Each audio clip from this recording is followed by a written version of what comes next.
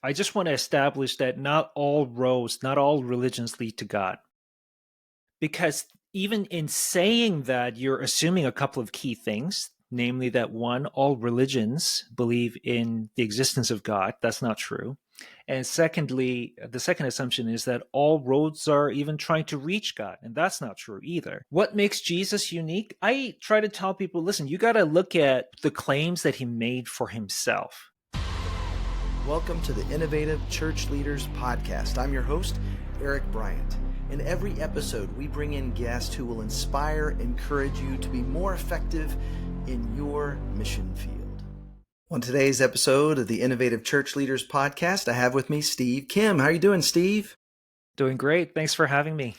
Well, I'm excited to spend some time with you today. You're part of Apologetics Canada, and you guys have been getting all sorts of attention in the best of ways. Wes Huff, one of your colleagues, was on Joe Rogan, and a lot of people had never heard of Joe Rogan or had never heard of Wes Huff, and now there's That's right. videos everywhere. But talk about your work there at Apologetics Canada and how you even got to this place that you're working there.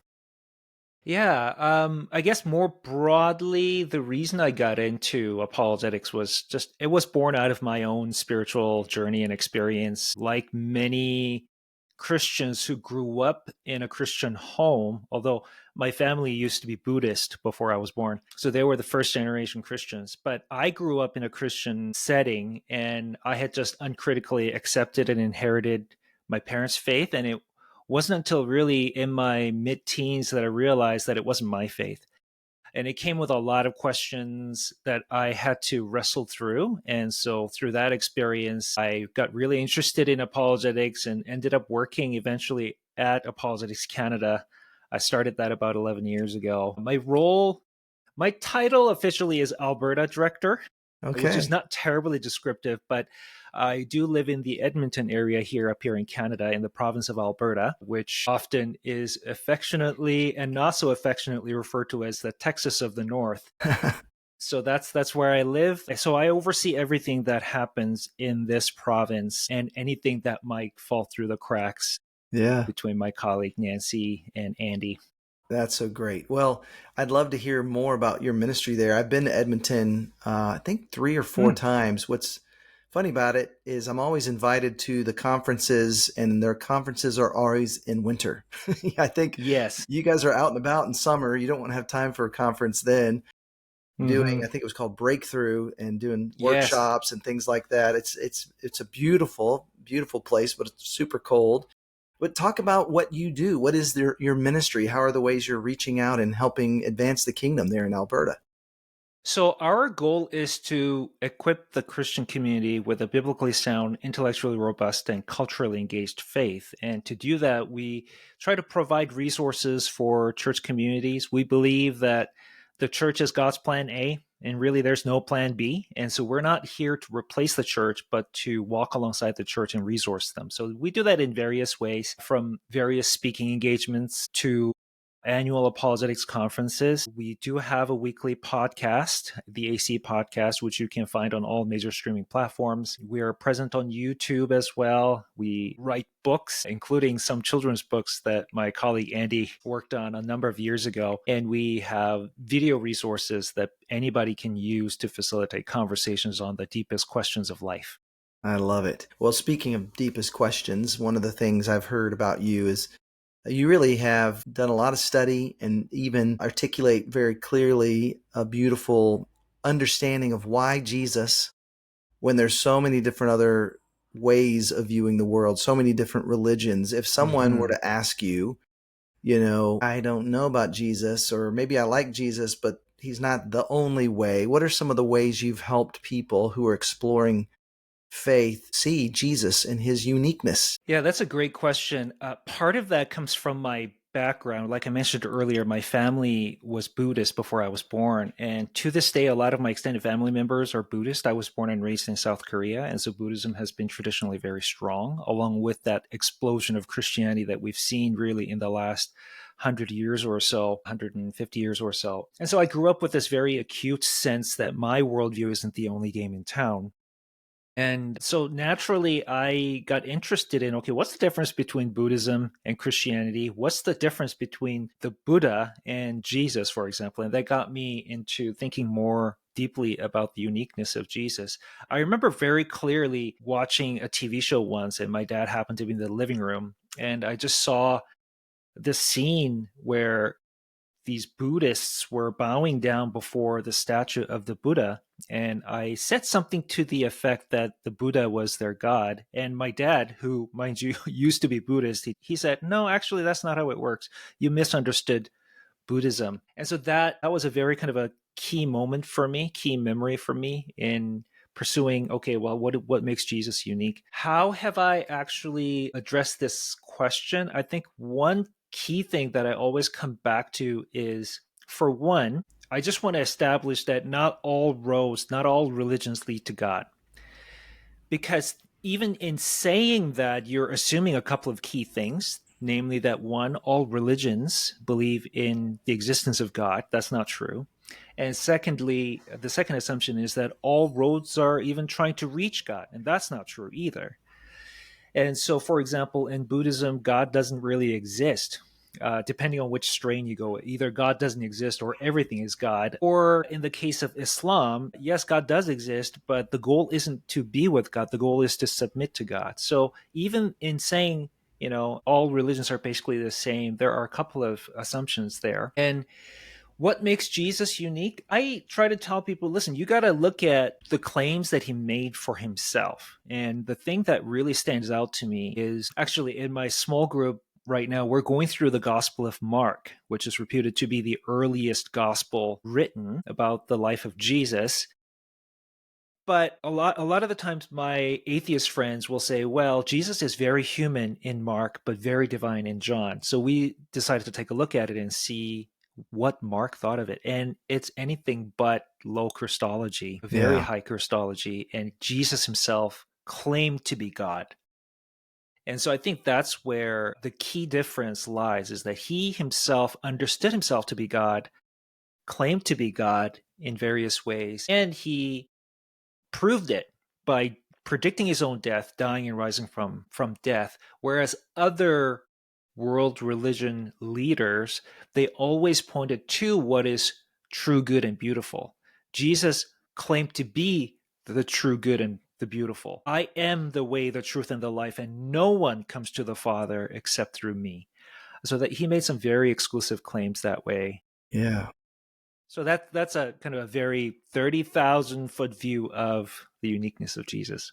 Yeah. Well, I love how you point out that if we're not careful, we could come across as very culturally unaware or arrogant to Mm-hmm. impose on other belief systems end result that we have in the back of our mind of what religion is for. I think you've made some Mm-hmm. really good distinctions on Buddhism and Islam. When it comes to maybe the person who's more God is everything or Jesus, Mm-hmm. plus everything, what are some of the ways you've helped them see the distinctive way that following Jesus actually requires of us?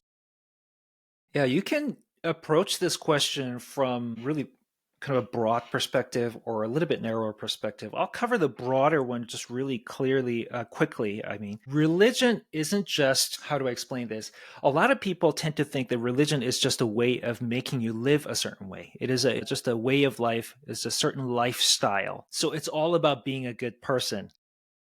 Anybody who knows anything about Christianity will say, well, that's not true. Christianity isn't about you being a good person. It's a big part of that. But the whole point is that you can't be good enough for God. Yeah. We are so evil in the deepest part of us. It's just a really mixed bag, right? We're not all good. And that's why we need a savior. Religion, at the end of the day, is a matter of worldview. In other words, it's a matter of truth, first and foremost. What is truth? Well, truth is, at least here's one way to think about it. Truth is when what we think, what we say, and what we believe actually matches with the way reality actually works, right? So if I say, Steve has a beautiful lock of black hair, well, that doesn't match reality. By the way, I love your do as well. Hey, it's saved a lot of money on haircuts.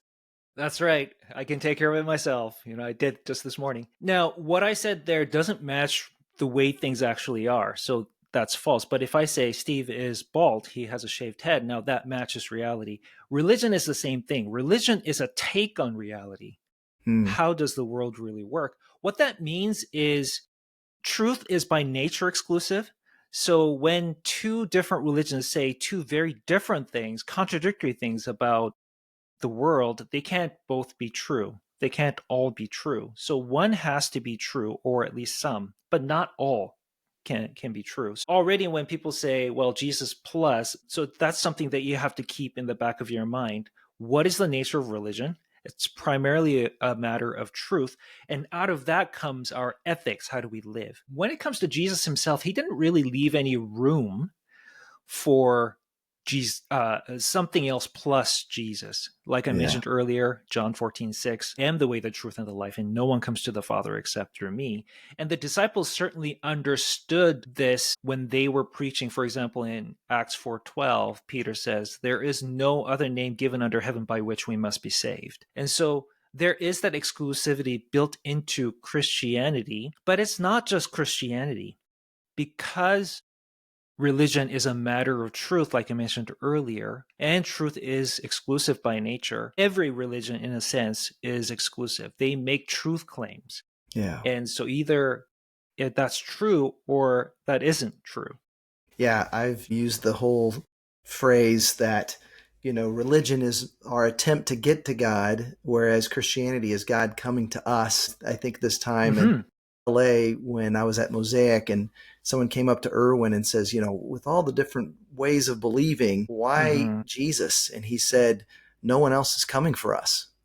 Yeah. That if you really look at the message of Jesus, and a lot of Americans, perhaps Canadians as well, create their own kind of worldview. And I love that we're moving it to that place because even people who say they are Christians don't necessarily have a biblical worldview.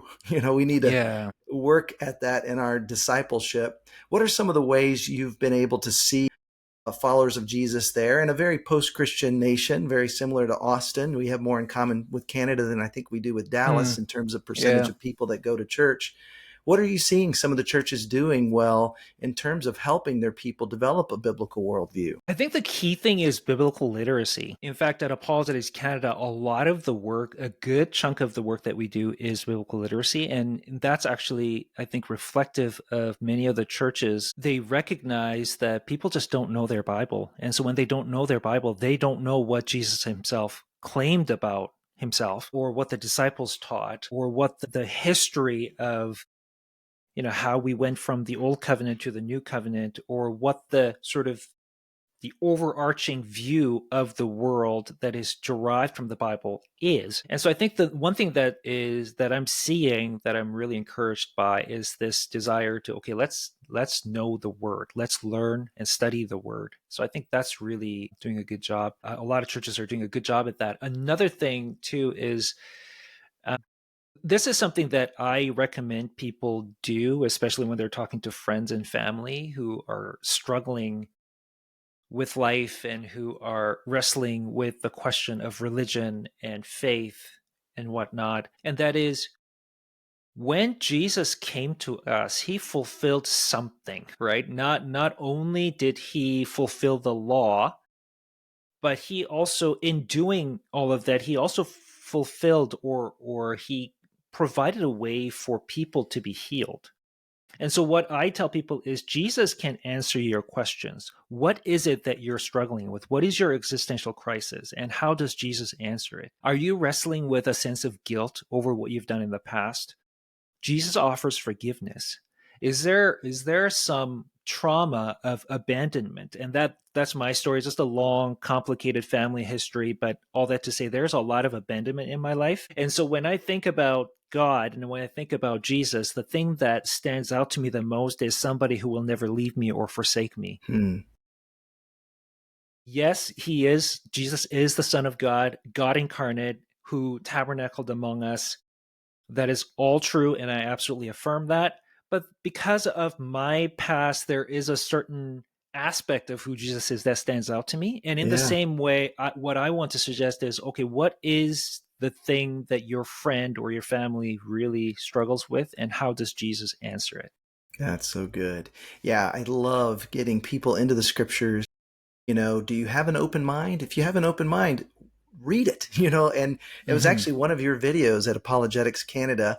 In fact, the website apologeticscanada.com, and as you mentioned, the YouTube channel, did a great job of explaining how every chapter in Mark shows Jesus claiming to be Mm-hmm. God. Like it's all in there. Some of it's just Mm-hmm. missed because of the way we're reading it with our own cultural baggage. I love this idea of biblical literacy and helping our people get to that place. I want to take a hard right turn Mm-hmm. because I want to talk about transhumanism. I know Yeah. you're a PhD student working at this, doing a lot of research on this. Maybe for those who aren't familiar, and pastors, church leaders need to become familiar, describe for a moment what is transhumanism, and then we'll talk about how biblical worldview and biblical literacy can help us in the midst of that very issue. Yeah. So transhumanism, I mean, it really depends on how you define it, but there is this group called Humanity Plus, and they were formerly called the World Transhumanist Association. Now they're called Humanity Plus. And the way they define it, so at humanityplus.org, sort of the who's who of the transhumanism community provide different writings and articles, and they're basically a transhumanism advocacy group. The way they define it is this: transhumanism is the intellectual and cultural movement that affirms the possibility and desirability of fundamentally improving the human condition through applied reason, especially by developing and making widely available technologies to eliminate aging and to greatly enhance human intellectual, physical, and psychological capacities. In short, transhumanism, as they define it, is let's improve humanity by using technology. So when you put it that way, I mean, there's nothing really necessarily objectionable about it, You're right? wearing glasses right now, right? Yeah, Yeah, there you yeah, go. Yeah, we're wearing glasses. I mean, we're using this technology to right. talk to each other between Edmonton and Austin. I mean, this is great. But that doesn't quite seem to capture the concerns that many people have, Yeah, because what people are really concerned about is this: that through the use of technology like genetic engineering, nanotechnology, robotics, and artificial intelligence, humanity could become faster, stronger, smarter, more beautiful, and even more moral. But in the process of doing that, as we venture further and further into this sort of superhuman capacities, if you will, we could evolve ourselves out of our humanity and enter into something like post humanity, where the difference between future humans, if you could call them that, and today's humans will be like that between modern humans and, say, Australopithecines, right? So it could be the difference between humans and monkeys, let's say. The idea is that we're all going to be transitional fossils anyway. Evolution hasn't finished. And why think that humanity is the pinnacle of evolution? And so there is this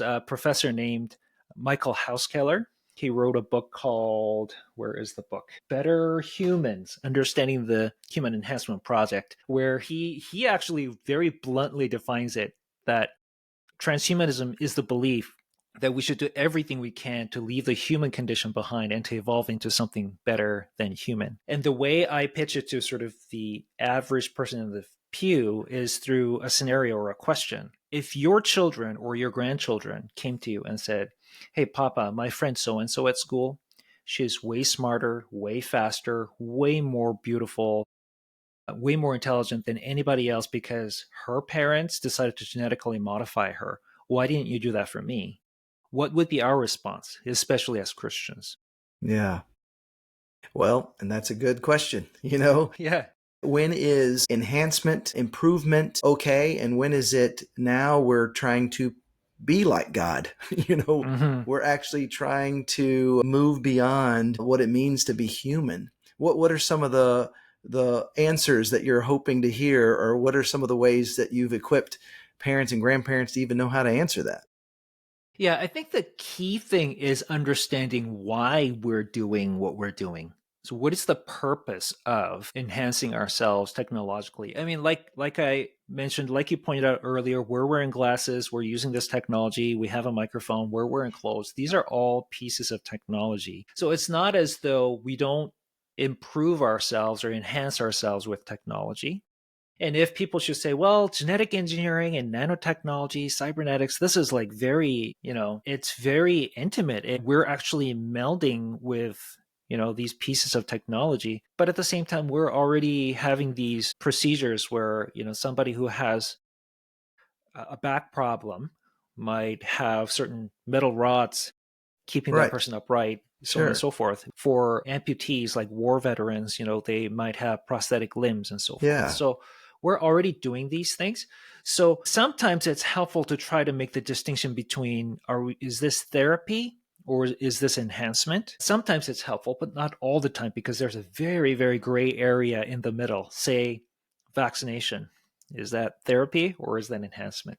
Mm-hmm. And so sometimes it's helpful to try to draw that line. Other times it's very unhelpful. So what I try to recommend people is, why are we doing this, Yeah, right? it's Are good. we, like you mentioned, trying to heal something that's broken? Or are we trying to make a god out of ourselves? A lot like, say, the Tower of Babel, where Mm. this is the first account of humanity using technology, like bricks, for example, to Yeah. build something to make a name for themselves. Is that what we're reaching for? Or are we trying to create a garden apart from God, like the garden that we see right at the beginning of creation?